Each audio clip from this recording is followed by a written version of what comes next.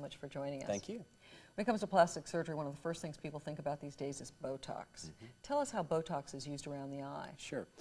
Botox can be used around the eye to reduce wrinkles. Typically, Botox is used around the eyes in the outside corners where we call crow's feet, and that's the technical term is the lateral canthus.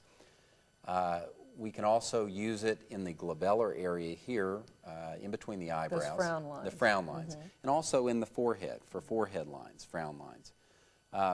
Usually small amounts are needed to help weaken the muscle. And when the muscles weaken, the wrinkles or lines tend to not be present as much. So that's how it works.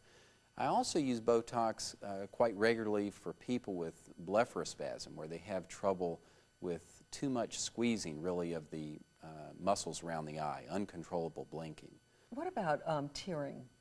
When your eye tears just a little too much. I have a friend whose eye tears too much. Tell me why that happens. Sure.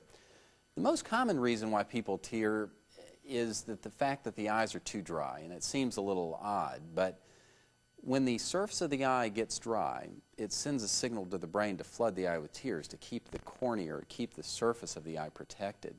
And so when you get that stimulation of the tear gland, it produces usually an excessive amount of tears, and tears run down your face. And there are various reasons why people may have dry eyes. Either as we get older, our tear glands don't produce as much. There's various medications such as diuretics, decongestants, those can also contribute. Various conditions such as rheumatoid arthritis can also contribute to someone getting dry eyes.